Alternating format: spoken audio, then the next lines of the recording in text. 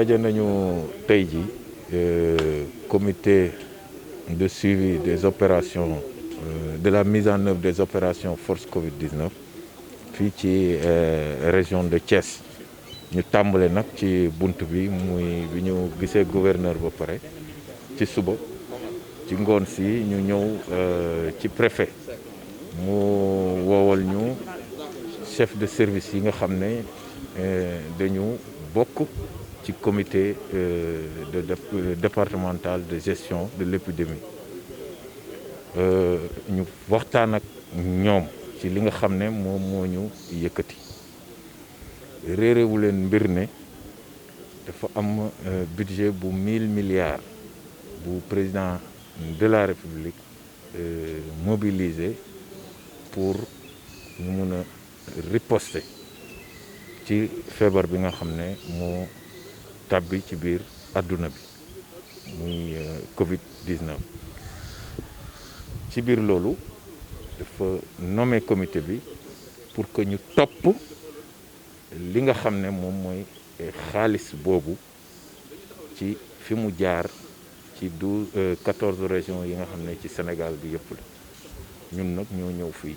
Thiès ginnaaw bu yeneen délégation yi équipe yi ku nekk demee ci beneen région ñu nekk Saint-Louis ñii ngi Fatick ñii ngi ci yeneen région bi ñu ñëwee nag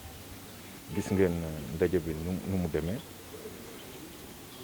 chef de service yi wax nañu li ñu jot wax nañu également naka lañ ko utiliser représentant corps de métier yi li jëm ci commerçant yi tailleurs yi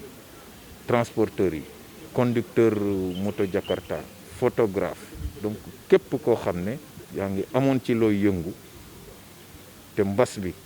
ak mesures yi ñu jëloon am lu mu la yàqal ci sa liggéey nu mu doon doxee déglu nañu joxe nañu également ay leeral ci li ñu xam li nga xam ne des na ci aussi dinañu jël li ñu wax pour yóbbul ko njiitu réew mi ci rapport pour mu xam yan modification lay apporter mais aussi xam liggéey bi ñu def ban impact la am ci population bi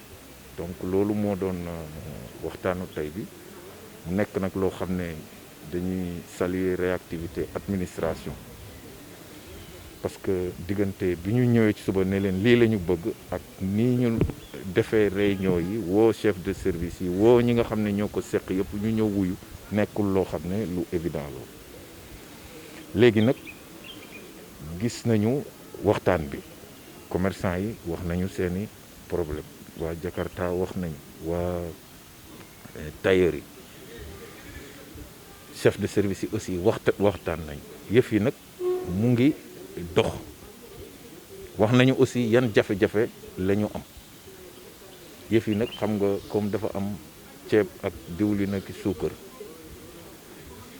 njaayeen yi seeni tawat aussi wax nañ ko ndax am na loo xam ne dañu ko yéex a jot mais fi problème yi jógee ak saafara yiñ ci war a def yëpp tamit wax nañ ko ñi nga xam ne mun nañ wax ne dañ leen a fàtte woon ci ñu tuddee ko ñi ñu omission ndax nekkuñu ci liste yi te ñu nekk ñoo xam ne dañ ci waroon a feeñ wax nañ ko ñu ngi wax ne dinañu leen recenser pour yóbbu ko pour que rectification yi ci war a nekk ñu def ko ci pour que ñoom it ñu jot seen kit li am nag mooy gis nañu ne wàllu ndimbal bi 1 million de ménages lañu ko jagleeloo ñi ñu fàtte woon tax na ñu yokk ko ba 1 million 100 yokk nañ ci 100 000 ménages recensement yooyu buñ ko defee je crois que dina mun a combler gap bi nga xam ne ñi nga xam dañ leen a fàtte woon dinañ leen fa mun a dugal te loolu dina wàññi coow bi am di wax rek ne Sénégal nag suñu ne 1 million de ménages 1 million de ménages lu mu ndaw ndaw war naa laal 10 millions nit donc buñ ko booleeg li nga xam ne tamit mairie yi joxe nañ ko war nañ seet ne effort yu rëy def nañ ko waaw am na nag lu ñu war a joyanti mais li ñu war a joyanti bu taxee ñu fàtte effort yi nga xam ne def nañ ko day mel ni tamit nit ñi delloowuñu c'est pas nu ko mun a waxee waru gar bi waaw te loolu njukkal xaalisu réew mi la nit ñi ñoo ko moom mais quand même jël nañ ko jox nañ ko lépp nag matul loolu mooy constat bi am na tam ay problème yoo xam ne nit ñi war nañu tamit mooy ñun wax ne lii mooy problème bi parce que tey ñu ngi ne ci Thiès ñu ngi joxe mais li jëm ci pâte alimentaire bi muy macaroni yi ak vermicelle yooyu matul mais est-ce que dañoo war a xaar ba mu mët ñu doog a commencer joxe dina poser problème gis nga mu ngi xiin taw baa ngi commencer fa ñu teg ceeb bi fa ñu ko denc suba xamoon ndax dina senn lii mu ngi ci ay zones yoo xam ne ba fii gis nañ ne de manière timide ñi ngi commencer di joxe mais loolu je crois que war nañ ci yéegal wax ji ñu ne kat macaroni bi usine bi koy defar pareegul te lii mu ngi fi te mu ngi nawet nar a yàqu nit ñi jël leen lii je crois que loolu tey war nañu am fitu ak responsabilité jàkkaarloo ni ne leen lii mooy situation bi parce que usine li muy produire bu fekkente ne damay joxe misaal rek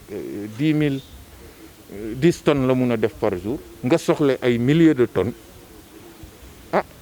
xamoo ndaa usine ba mu ngi dox ci feebar la ñu nekk est-ce que matière première bi disponible na ci usine ba ak lépp nii ñu taxaw nar a xaar loolu te waxuñu nit ñi li likki je crois que dinañu poser problème bu mag ba la ñu doon saafara far jur jàngoro donc il est temps par rapport à cette question que nous allons prendre en charge de remonter les choses pour que ñu jël décision jël li fi ne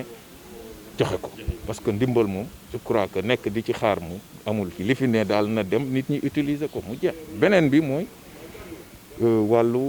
peut-être facture yi parce que affaire yi nit ñi yooyu la nit ñi gën a kii tey dinañu yóbbu tamit beneen doléance bu ñu jël fii mooy Senelec ak Sen'Eau dañu commencé couper ñi nga xam ne fayuñu seen facture te nag situation bi ñu jógee tax na nit ñi ñu bëgg a ñaan société yooyu ñu accorder ay moratoire ay facilité de paiement aux populations parce que ménages yooyu nekkuñu ay yu pauvre dañ daan fay seen facture normalement mais feebar bi lim fi jaar ci mars avril mai ba fii ñu toll ni tax na ñu bëri nekk ci ay difficultés yoo xam ne suñ leen defaloon ay facilité de paiement dina entrer en droite ligne ak objectif bi nga xam ne moom la ñu kii pour oyofal nit ñi tuuti ñu mun a dund loolu tam tey mun nañ wax ne ci biir Thiès jàngat nañ bi loolu te ay problème la yoo xam ne dinañ ko remonter incha allah pour que autorités yi ci kaw mun ci jël ay saafara